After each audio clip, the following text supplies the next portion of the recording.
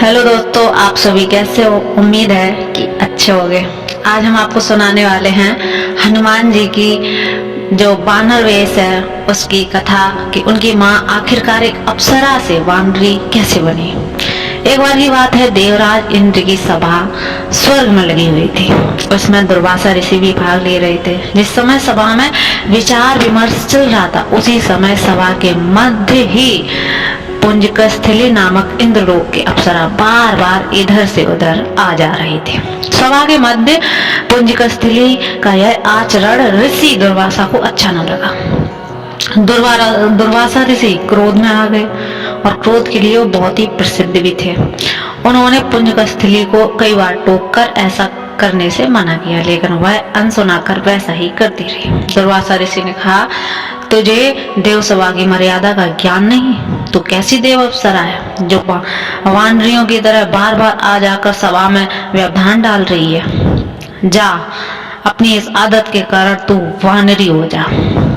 तो दुर्वासा ऋषि का साप सुनकर पुंजकस्थली सुन्न रह गई।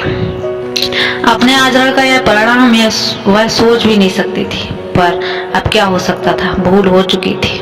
उसके कारण वह शापग्रस्त हो गई। उसने हाथ जोड़कर अनुनय विनय कर कहा, ऋषिवर, अपनी मूर्खता के कारण यह भूल मैं अनजाने में करती रही और अपनी आपकी वर्जना पर भी ध्यान न दिया। सभा में व्यवधान डालने का मेरा कोई उद्देश्य नहीं था। कृपया बताइए, अब आपके श्राप से मुझे उद्धार कैसे मिलेगा? अप्सरा की विनती सुनकर ऋषि दुर्वासा पसीज गए और बोले, अपनी इस चंचलता के कारण अगले जन्म में तो वानर जाति के राजा विरज की कन्या के रूप में जन्म लेगी। तू देव सभा की अप्सरा है, अतः तेरे गर्भ से एक महान बलशाली यशस्वी तथा प्रभु भक्त बालक का जन्म होगा। पुंजिक अप्सरा को संतोष हुआ। पुनर्जन्म में वानर राज विरज की कन्या के रूप में उसका जन्म हुआ। उसका नाम अंजना रखा गया। विवाह योग्य होने पर इसका विवाह वानर राज केसरी से हुआ। अंजना केसरी के साथ सुख पूर्वक प्रभास तीर्थ में रहने लगी। इस क्षेत्र में बहुत शांति थी तथा बहुत से ऋषि आश्रम बनाकर यज्ञ आदि करते रहते थे। एक बार ऐसा हुआ कि वन में विचरने वाला शंखवल नामक जंगली हाथी प्रमत्त हो था तथा वन में उत्पात मचाने लगा। उसने कई आश्रमों को रौंद डाला, यज्ञ वेदियां नष्ट कर दी। उसके भय से भागते हुए तपस्वी बालक आहत हो गए। कई आश्रम उजड़ गए। ऋषि भय के कारण आश्रम छोड़कर चले गए। केसरी को जब शंखवल नामक हाथी के इस उत्पात का पता लगा तो वह आश्रम तथा आश्रम वासियों की रक्षा के लिए तत्काल वहां आए और शंखवल को बड़ी कुशलता से घेर कर उसके दोनों दांतों को पकड़कर उखाड़ दिया। पीड़ा से चिंघाड़ता हुआ वह हाथी वहीं धराशायी हो गया और मर गया।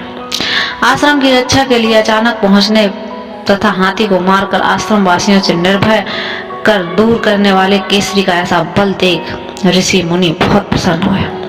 केसरी के पास जाकर आशीर्वाद देते हुए कहा, वानरराज केसरी, जिस प्रकार तुमने आज हम सबकी तथा आश्रम की रक्षा की है, इसी प्रकार भविष्य में तुम्हारा होने वाला पुत्र पवन जैसा वेग वाला होगा तथा रुद्र जैसा महान बलशाली होगा। तुम्हारा बल तेज के साथ साथ उसमें पवन तथा रुद्र का तेज भी व्याप्त रहेगा। केसरी ने कहा, ऋषि बरो, मैंने तो बिना किसी कामना के प्रमुख हाथी को जो किसी प्रकार वश में नहीं आ रहा था मारकर उसके इस यज्ञ भूमि का निर्भय किया है। आपका दिया यह स्वतः आशीर्वाद मुझे सिरोधार्य है। केसरी ऋषियों को प्रणाम कर चले गए। समय आने पर अंजना के गर्भ से एक बालक का जन्म हुआ। उसमें अपने बाल्यकाल में ही ऋषियों द्वारा दिए आशीर्वाद का तेज झलकने लगा। आश्रमों में वह पवन वेग की तरह जहां तहां पहुंच जाता। आश्रमों में विघ्न डालने वाले वन्य जीवों तथा दुष्ट व्यक्तियों को अपने अपार बल से खदेड़ देता। अपने इस पराक्रम से वह मदमत्त हो गया। अपने साथियों के साथ वह आश्रमों में क्रीड़ा करने लगता। उसको खेलने से कोई रोकता तो वह उसको भी तंग करने लगता। बालक तो था ही। उसके बाल कौतुक से जब ऋषियों को असुविधा होने लगी तब उनके पूजा पाठ और यज्ञ में व्यवधान आने लगा। तो उन्होंने उसके स्वभाव में शांति लाने के लिए आशीर्वाद जैसा शाप दिया कि तुम अपने बल को हमेशा भूले रहोगे। जब कोई तुम्हें आवश्यक होने पर तुम्हारे बल की याद दिलाएगा, तब फिर तुम्हें अपार बल जागृत हो जाएगा। इससे वह बालक शांत स्वभाव हो गया। केसरी नंदन यह बालक आगे चलकर हनुमान नाम के प्रसिद्ध हुआ। सीता जी की खोज के लिए जब कोई समुद्र पार करने का साहस नहीं कर रहा था और हनुमान जी चुप बैठे थे, जामवंत ने हनुमान जी को याद दिलाया। तब उन्होंने समुद्र पार करके सीता की खोज की। तो दोस्तों, कैसी लगी हमारी कहानी? Please my channel subscribe, please help me.